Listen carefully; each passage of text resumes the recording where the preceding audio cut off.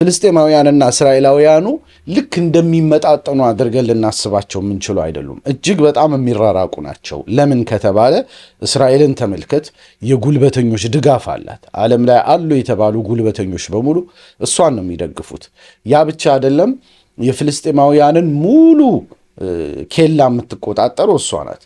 ፍልስጤማውያኑ ምንም የላቸውም። የሚገባውን የሚወጣውን ሙሉ በሙሉ ካሎሪስ ከመቆጣጠር እንደሚደርሱ ካሁን በፊት አይተናል በተለያዩ ማስረጃዎች። ካሎሪስ ከመቆጣጠር ጋዛ ውስጥ በቀን ምን ያክል ጭነት ያለው አቅርቦት ቢገባ ነው ሰዎች ማልኒውትሪሽን ሊኖራቸው የሚችለው በሚል ተሰልቶ፣ ይሄ በነገራችን ላይ ዓለም አቀፍ ዌብሳይቶች ላይ የወጣ ዘገባ ነው፣ እኔ የፈጠርኩት አይደለም።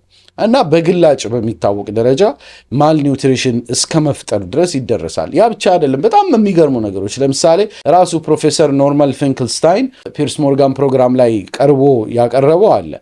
ቺፕስ ይሄ ድንች ጥብስ ምናምን እንኳን እንዳይገባ የሚታገድበት ጊዜ አለ።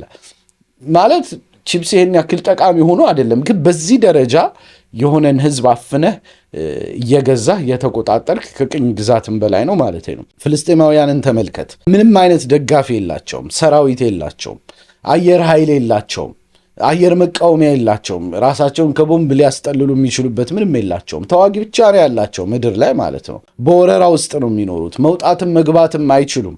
የዜግነት መብት የላቸውም። መምረጥ መመረጥ አይችሉም። ኦልሞስት ጋዛ ብቻ ሳይሆን ዌስት ባንክም ጭምር ማለት ነው። ሁለተኛ፣ ሶስተኛ፣ አራተኛ ዜጋ ተደርገው ነው የሚኖሩት ማለት ነው። አሁን ለእነዚህ ሰዎች አዝናለሁ ካልክ መልሰህ ደግሞ እስራኤልን እደግፋለሁ የምትለው እንዴት ሊያስኬድ ይችላል ነው። ሁለቱ እጅግ በጣም የሚቃረኑ ናቸው ነው።